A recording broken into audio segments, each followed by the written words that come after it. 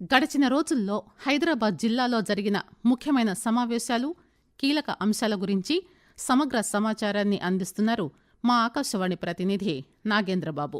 Telangana assembly ప్రత్యేక సమావేశంలో కులగణన సర్వేను ముఖ్యమంత్రి రేవంత్ రెడ్డి సభలో ప్రవేశపెట్టారు.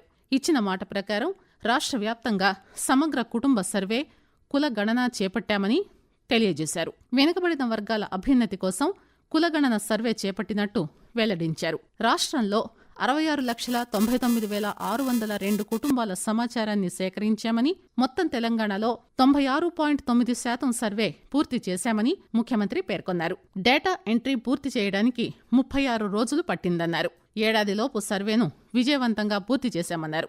ఇందులో ఎస్సీలు 17.43%, ఎస్టీలు 10.45%, బీసీలు 46.25%, ముస్లిం మైనారిటీల్లో బీసీలు 10.08%, ముస్లిం మైనారిటీలు కలుపుకుని బీసీలు 56%, రాష్ట్రంలో ముస్లింలతో సహా మొత్తం ఓసీలు 15.79% ఉన్నట్టు ముఖ్యమంత్రి రేవంత్ రెడ్డి తెలిపారు. కాంగ్రెస్ ప్రభుత్వం చేపట్టిన కుల గణన సర్వేపై విపక్ష పార్టీలైన బీఆర్ఎస్ పలు కీలకమైన ఆరోపణలు చేస్తోంది. ఈ నేపథ్యంలోనే కుల గణనలో జనాభా తగ్గించడంపై బీసీలకు ముఖ్యమంత్రి రేవంత్ రెడ్డి క్షమాపణ చెప్పాలని డిమాండ్ చేశారు. బీఆర్ఎస్ కార్యనిర్వాహక అధ్యక్షుడు తారక రామారావు కుల గణన పూర్తిగా తప్పుల తడకగా ఉందని, అది చిత్తు కాగితంతో సమానమని ఆరోపించారు. తిరిగి సర్వే చేసి సరైన లెక్కలు తేల్చాలని డిమాండ్ చేశారు. బీఆర్ఎస్ నేత, మాజీ మంత్రి తలసాని శ్రీనివాస్ యాదవ్ 100% మళ్లీ సర్వే చేయాలన్నారు. బీసీలపై కాంగ్రెస్వి కాకి లెక్కలని బీఆర్ఎస్ ఎమ్మెల్సీ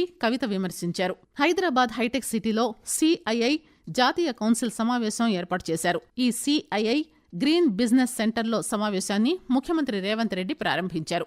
ఈ సందర్భంగా సిఐఐ జాతీయ కౌన్సిల్ సమావేశంలో మాట్లాడుతూ హైదరాబాద్లో 4th సిటీ, ఫ్యూచర్ సిటీని నిర్మించాలని నిర్ణయించుకున్నామని, New York, London, Tokyo, Seoul, Dubai వంటి నగరాలతో ఫ్యూచర్ సిటీ పోటీ పడుతుందని అన్నారు. తెలంగాణ బీజేపీ కార్యాలయంలో నగర కార్పొరేటర్లతో కేంద్ర బొగ్గు గనుల శాఖ మంత్రి, బీజేపీ అధ్యక్షులు కిషన్ రెడ్డి కీలక సమావేశం నిర్వహించారు. నగరంలోని సమస్యలపై ఆరా తీశారు. అదేవిధంగా ఎమ్మెల్సీ ఎన్నికల ప్రచారంపై పలు సూచనలు చేశారు. జీహెచ్ఎంసీ స్టాండింగ్ కమిటీ ఎన్నికల్లో అనుసరించవలసిన వ్యూహాలపై చర్చించారు. గడిచిన నెలలో 2025-26 ఆర్థిక సంవత్సరానికి బడ్జెట్ ఆమోదంపై జీహెచ్ఎంసీ సర్వసభ్య సమావేశం ఏర్పాటు చేశారు. ఈ సమావేశాలు మొదలైన కాసేపటికే బీఆర్ఎస్ కార్పొరేటర్లు నిరసన వ్యక్తం చేశారు. ముఖ్యమంత్రి చేసిన వ్యాఖ్యలతో ప్లకార్డులు ప్రదర్శిస్తూ మేయర్ పోడియాన్ని చుట్టుముట్టడానికి ప్రయత్నించారు.